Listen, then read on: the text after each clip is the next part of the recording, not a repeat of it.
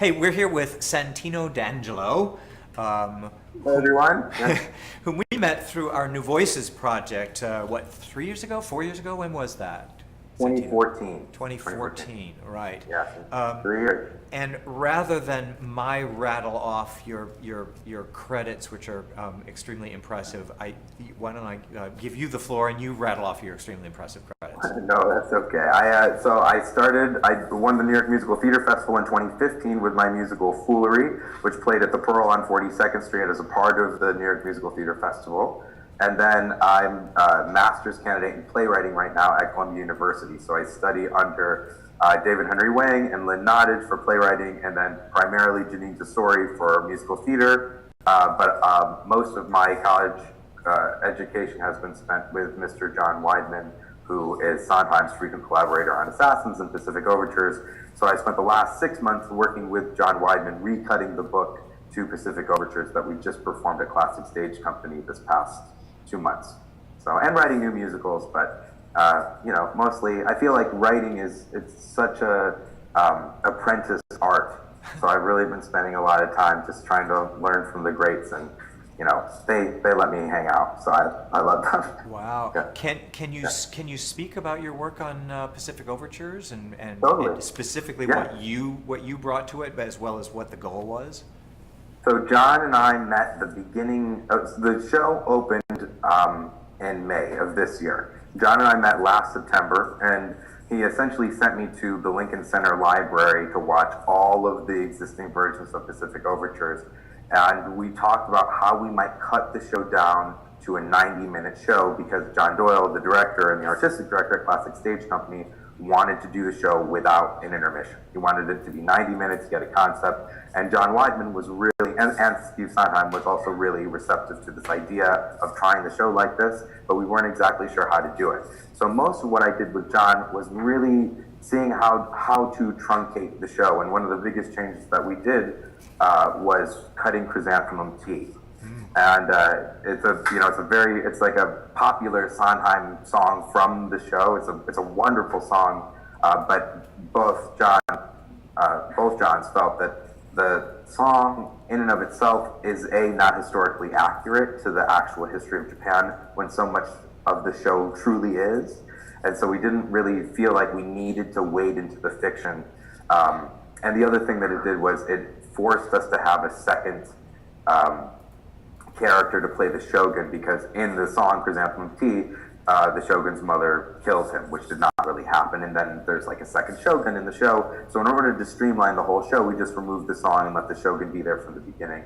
Made tons of line changes, cut a lot of expositional material to really let the show speak for itself, which was really cool, really, really cool. I think I've seen it like 50 times now too, so watching it in performance night after night is really amazing. Neat. How hands-on were you, as opposed to you and John, or John doing it with your input? How much did you actually get to do? John and I would sit literally next to each other. I would present, so often he would send me to Lincoln Center by myself to make cuts, and then send him what I thought should be cut and what I thought should be changed. And then obviously it's his script, he has all the final say on everything. So some of my stuff he would keep, some of the stuff he wouldn't keep, oftentimes we would be looking at a single line and spitballing back and forth, what is the right solution to this line? And there's so many hands in a musical. It's fascinating to watch how the whole process comes together, because after Weidman would make a decision, then he would send it to John Doyle, and Doyle would decide, all right, I think this is what we're trying to do in the concept, or he would send me and John back to the drawing board, and then of course, you add Steve to the mix, and so at the dress rehearsal, I remember we're sitting there, it's John Weidman, John Doyle, and Sondheim sitting with me, like the four of us sitting together, looking at the show for the first time, and just getting to listen to Steve's notes, which are the closest I'm going to get to speaking to a living God. Yeah. And he's brilliant. Steve, he made really powerful observations. Like, I remember he said, referring to the opening of the show, because the way that it opens, it's a song called in the middle of We Float, or in the middle of the world we float. I think that's what it's called, right? Middle of the sea we float. I don't know. No, sorry. The advantages of living in the middle of the sea. And he's talking about this opening, and he said, you know, it's really important that this opening is mesmerizing, but that it's not mesmeric. And of course, I had to like go look up what that meant. Half the time when you're talking to Steve, you need like a dictionary to understand what he said. But he was communicating how important it was essentially that to be mesmerizing without being hypnotic. You don't want to hypnotize the audience. And I thought it's those little powerful observations like that even after 7-8 months of looking at the script and cutting the script and moving the script around and truncating things, it's simple observations like that's really what makes it magical. Wow, so that's was super cool. That's awesome. So on behalf of everybody who's watching this going, oh, how do I get that gig? Back up a second and talk about Sure. how the moment when John said, okay, I trust this guy to work with me. What's the transition from not knowing him to working with him? And is that emulatable? Yeah, well, I mean, some of it is just knowing the history of the person you're talking to. Like, for instance, I knew that John had written, the reason that John wrote Pacific Overtures was because he had written a letter to Hal Prince when he was 25 and fresh out of law school to say, hey, I have this idea for a play. I studied Japanese culture at Harvard, and I don't think I want to be a lawyer, but I'm thinking about maybe writing this play. And do you have any room for an assistant in your office? And Hal was like, I don't hire assistants in my office, but I'm interested in this play. So why don't you come over and we'll talk about it? And then Hal was like, oh, go. He was like, you know, this is an interesting play, but I think it should be a musical. And so he called Steve, which is an amazing story in and of itself. So because I knew that history about John, and I was going to Columbia, I talked to my professor David, and I said, David, what if I just wrote a letter to John out of the blue? And I wrote him a letter, and I wrote right in, and I said, I doubt this is as compelling as the letter you wrote to Hal, but it comes from the same place. So if you'd be interested in talking to a crazy musical theater writer that loves you, would you meet with me? And he just did. He was so kind. He was like, yes, absolutely. I remember he wrote me the same day. Wow. And he was like, yes, I want to get together. So we talked, and he talked to David, my professor, which I think helped a little bit. But you know, so much of looking for that person that's going to guide you doesn't have to do with the writing at all. It just has to do with how you click together. You know, often when John and I are together, we're always talking about writing, but we're not always talking about the show. You know, we're hanging out, and you want to find, you know, I feel like the work teaches you. Like, it's not so much that John specifically is teaching me, he's loving me. And that's really what you need from a mentor, somebody who's going to love you and let the work teach you, because your writing and the way that you interface with your writing is the only way that you grow as a writer. You know, but you need people to love you, because that process is so traumatic. Yeah. You know. That's awesome. Yeah. That's inspiring. Although I'm envisioning all kinds of letters now being written to all kinds of mentors, and they're like, wait, well, because Santino told me. It's like, well, yeah, but what you didn't do. Right, totally. Opening up a can of worms as usual. Yeah, exactly. No, I mean, they do. I mean, mentors do teach you, but, you know, love is really important, and that validation, because you know, it takes forever to write a musical. It takes 5-10 years to write a musical, and there's plenty of time. Most of that is you doubting your ability to do it. And that's really, you know, that is something that being loved by the right person can really help, and help you continue to find that continue to stay in touch with that part of yourself that believes you can do it to begin with. Yeah, yeah. So awesome, you know, awesome. Well, yeah. I know you can do it. I'm thank quite a fan you, of your Scott. work. Yeah, I love you guys. Yeah. But before I ask you to talk a little bit about NMI and your relationship to us, talk to us about the journey of Foolery, which we knew as a different title once upon a time. You did. That's right. From its first draft to through us and then Sue Frost and what's happened with it and what's happening with it now. Again, the point here is, if Santino can do it, so can I. So, you have a show which has done very well by you. So talk about that process. Totally. So this show, Foolery started. I was an undergrad. I didn't know anybody in the theater. I was studying mythology at Binghamton University in upstate New York. So I was not connected to anything. But I knew somebody from my hometown who was an investor in the musical Memphis. And I was writing a ballet at the time. I was writing a ballet based on the myth of Pygmalion as part of my coursework. And we were quickly running out of money because this was like a 35-piece orchestra and it was so expensive to put it up at the university. So on a whim, I got a hold of this guy's name and number. His name was Bob Eckert. And I called him. I cold called him and I said, hey, my name is Santino. I'm 19, I guess, at the time, and writing this ballet, and I know you just, congratulations on just winning your Tony Award. Have you ever considered, funding ballet? And he said, I'm not interested. I've got no interest in financing ballet. I love musical theater, so if you ever decide to write a musical, call me back, and I would be happy to talk to you. So it was a no, but it was a no with a caveat. And I went, all right, well, this person says they'll talk to me if I write a musical, and I had an idea to work on this musical version of The Legend of Sleepy Hollow.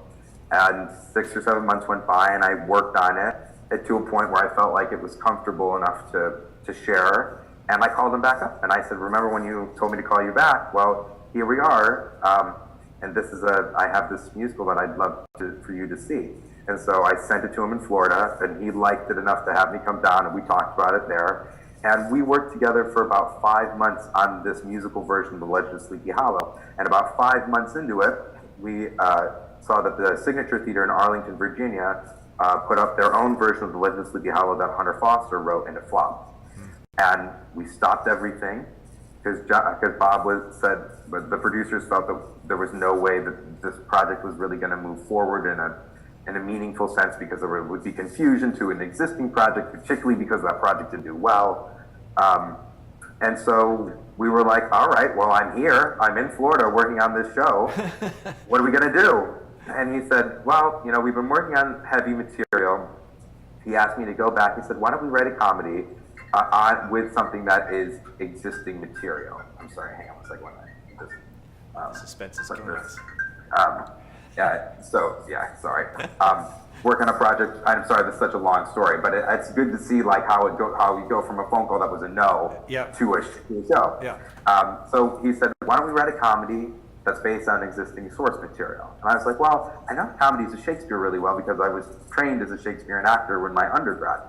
And so we just started to craft this comedy around the comedies of Shakespeare. And in the first draft, we were literally mashing them directly together. And we did a draft of that the following year. And when we had a full version of that, that was the version I submitted to you guys. So you saw like a draft and a half's worth into it. And then we had good, a good exchange between us. I remember you gave me fantastic notes on the song Lechery that I went back and changed. Yeah. And I really, it was there, but there was a part inside of me that was like, I'm not telling the right story. And there were even the notes that you guys gave me at NMI were like, the music is a lot of fun, but what truly is the through line? What's the question that this musical is really investigating? And I went back and actually threw the entire book out after our presentation, kept the songs the way that they were in, and rewrote another draft. And I submitted that draft to the New York Musical Theater Festival and got a phone call that December that it had been accepted into the Next Link project with the top 10 of them, and then we showcased them.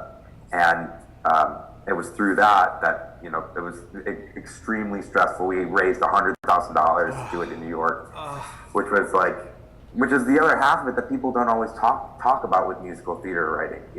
That the musical theater writing has to be, the writing is the most important part, but it's not necessarily the thing you spend the most time doing. You spend the most time raising money and shaking hands and kissing babies and convincing people that you are worth spending money on. Because nobody really buys the show. They buy you. They buy the writer. And if they think the writer can do it, they buy your ability to generate ideas, not the idea itself. Because the show changes. The show changes significantly, and good producers know that the show is going to change from what they are seeing to the finished product later on. So it was a great experience to do that in New York, where you're meeting a lot of people and you're getting used to doing the elevator pitch for your show, and the New York Times comes and you like throw up in the bathroom at intermission because it's not going well, and you meet people who incidentally like your work. One of my good collaborators now, a guy named Mike Kleinfeld, I met him because he came to my show. And he wanted to wait to talk to me after the show because he loved a couple of the numbers in it. And that's how we started our next project together. So it's like, it's a family. You're building a network of not just people to, it's like, I think people think about networking sometimes as a really callous art. And really networking is just trying to expand your friend group, and you have to really love them. You have to, it's not real networking if you don't truly give of yourself and care about the people you're talking to. People can sense it, and I feel like 90% of any of the success that I have had so far is just because I've been really lucky to find people to love, Wow. And hang out with. Awesome. That was that was beautiful. Well done. We'll put that on loop. We'll just put that on loop and send that to You're everybody. welcome to anything you want, anything you guys want. So, because so much of it's a mess. Like you saw it, you saw the show. I mean, the show is still. I mean, we're still even after the New York Musical Theater Festival when it was well received. It's still not right. I haven't cracked what the show is about still, and so it sits on the shelf right now while I'm doing other things. And when the right moment comes, I know I'm coming back to it. All right. Are you still sole author on that? You still music, book, and lyrics? Yeah, I am. Are you for now? Yeah, this is not a leading question, but are you tempted to use foolery to get a collaborator on that project, or? The problem is it's like I don't understand the scope of it yet. And so because I don't exactly understand the question, it exists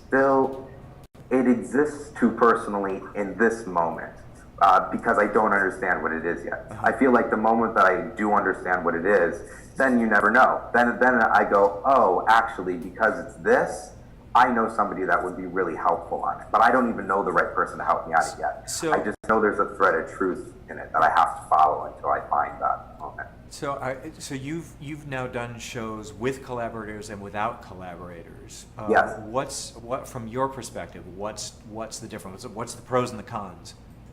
It varies on the show, and it varies on why you're writing the show and what that's about. Because I fully believe that there's no reason that somebody can't do all three of them. But it's like watching a 2.5 hour movie. You can make it a movie 2.5 hours, but you have to earn it. And if you're gonna write the show by yourself, you have to earn it. You have to earn that. If you're gonna be the sole person carving, the pathway into the jungle, you have to have the surety that you're the one that really knows the path, because you learn so much from your collaborators in a way that not only keeps the process from being lonely, but also, they force you to think about things that you don't always think about. Now, I work as a playwright, so I do both sides of that collaboration. Sometimes I'm just the composer, and I work with the lyricist and the librettist and help them with their book, and they help me with the music. And sometimes I'm the librettist working with the composer. I prefer actually to be, if I'm going to collaborate, I almost prefer to be the librettist, because it's so, it's a different take. But it's all music is such a personal part of, and everybody's different as to where their talent they feel is like centrally located.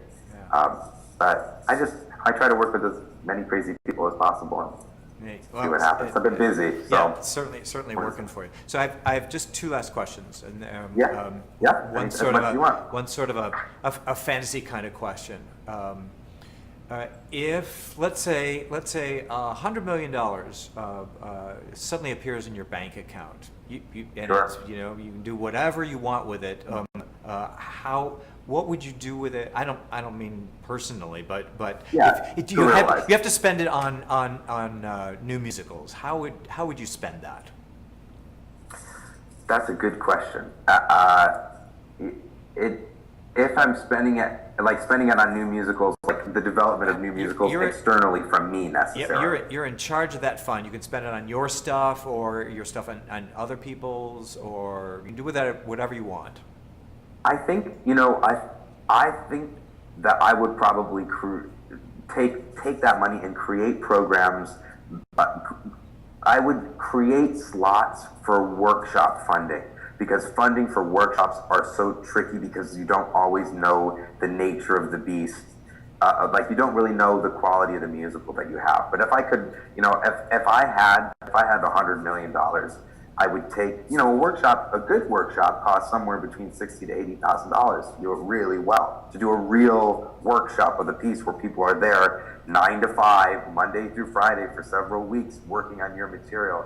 For me, that's some of the most important time for me as a writer, because we inevitably don't have enough money to really run the show for a long rehearsal period. I'm making changes in the rehearsal on the fly and like trying to squeeze in as many changes as I can in the rehearsal before we have to lock it, because the actors have to know their lines so they feel comfortable enough to give good performances. If I could create a scenario where you could apply for 10 or 15 slots every year and be one of the new musical workshop slots where I know that, yeah, there's a presentation at the end, but actually it's funding for a rehearsal process where the writer gets to be in the rehearsal to watch their actors perform their work and have the actors get paid to do it. That's the hardest part, that never gets any money in the process. Well, I hope then you get that $100 million. I'd love to have you spend it that way. I hope so. I would share it. I would happily share it. I think the more musical theater writers, the better. Yeah. It's a good art, and it's a craft. That it's hard. We can lose things like that. It's part of a lineage. Yeah. There's Hammerstein and there's Sondheim, and those that come after, and Right. we don't want to lose that Right. genealogy. Well, I will offer you an opportunity to give New Musicals Inc. a plug if you would like, because it fits Totally. exactly, because that's exactly what we do. So talk Totally. to us about your relationship with us and what you got from us and what we do.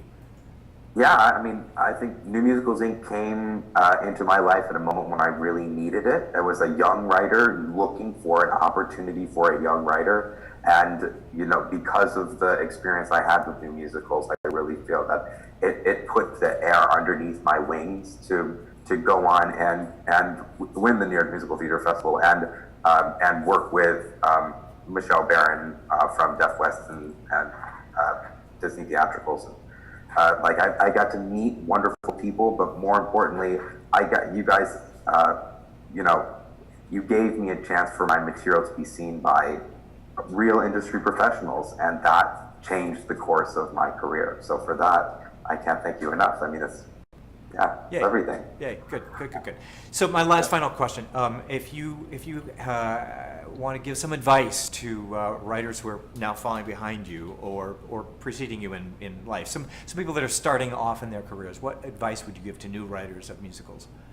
Sure. I would say that opportunity always knocks, but you have to put yourself in the room with the door.